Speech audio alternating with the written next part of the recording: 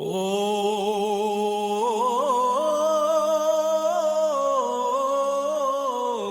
Manipadma O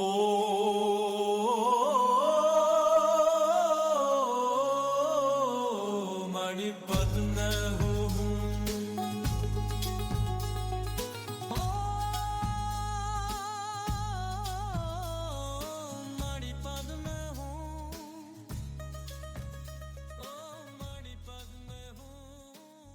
This is Mel Pine. Welcome to another edition of the From the Pure Land podcast. Today's is titled, Why Religion and Politics Do Mix, and What That Means for Buddhists in the West. Our Constitution was made only for a moral and religious people. It is wholly inadequate to the government of any other. John Adams. David Brooks used that quotation in his New York Times opinion article, "We need to think straight about God and politics" in today's New York Times. It got me thinking about the need for new forms of spiritual faith to bring the United States and other Western nations from the political brink. As a first-generation American, I think of my country in aspirational terms.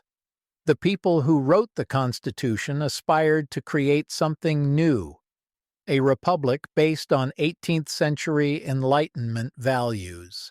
Immigrants, like my father and many before and after him, aspired to build better lives for themselves and their children than was possible in the lands they left behind.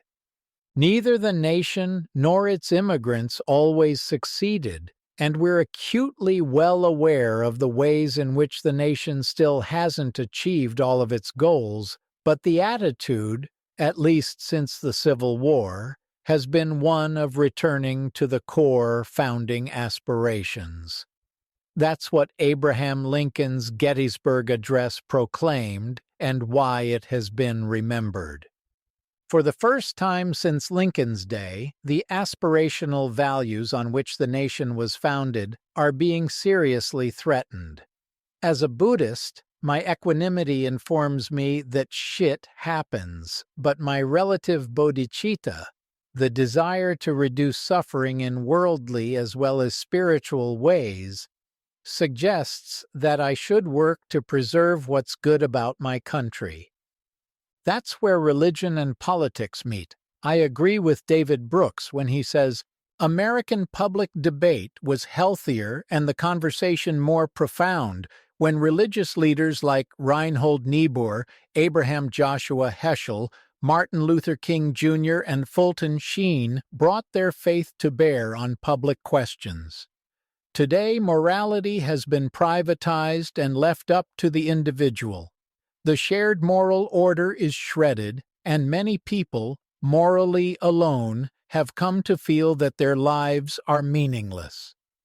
Although morals and ethics don't come only from religious institutions, they have traditionally been reinforced by the social cohesion around churches, synagogues, mosques, and temples. The modern trend, though, is away from being a joiner and toward going it alone, so regular attendance at houses of worship has declined, and most Americans now say they are not religious.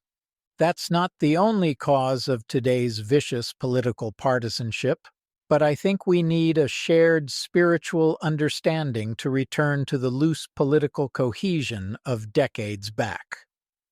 Those of us with gray or no hair may remember that in the 1980s, Republican President Ronald Reagan and Speaker of the House Tip O'Neill, a Democrat, had frequent after 6 p.m. social visits. The Abrahamic religions, with their external sovereign God, don't fit the modern idea of thinking for oneself, whereas the Buddha's teaching of testing concepts like a goldsmith tests ore might be a better fit. The connection John Adams drew between morality and constitutional government wasn't about requiring citizens to attend church or follow specific religious doctrines. Like many of the founding fathers, Adams understood religious as broader and more philosophical, encompassing what he and his contemporaries called natural religion, basic moral principles that could be discovered through reason and conscience. Adams himself was a Unitarian who rejected Orthodox Christian theology, but he remained convinced that some form of moral framework was essential for social cohesion.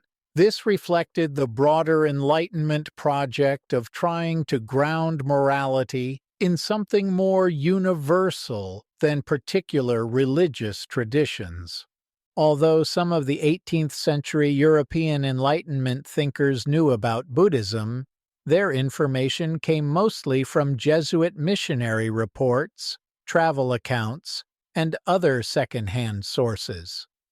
The few translations of Buddhist texts that existed in the West were fragmentary and often in Latin, filtered through Christian sensibilities.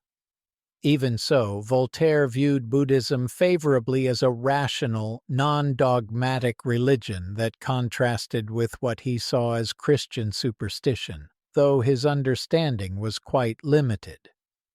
The Founding Fathers wrote the Declaration of Independence and the Constitution using Abrahamic terminology to represent the sacred. They recognized that religion had no role in governance, but they intended the sacred to inform those who run for office and govern. I've written often about my end-of-life mission to explain Buddhism to those in the West, a mission driven by my bodhicitta, my desire to free others as well as myself from suffering. I also believe that better understanding of Buddhism and other Eastern religions will help us fill the gap left by the failings of traditional Western religions.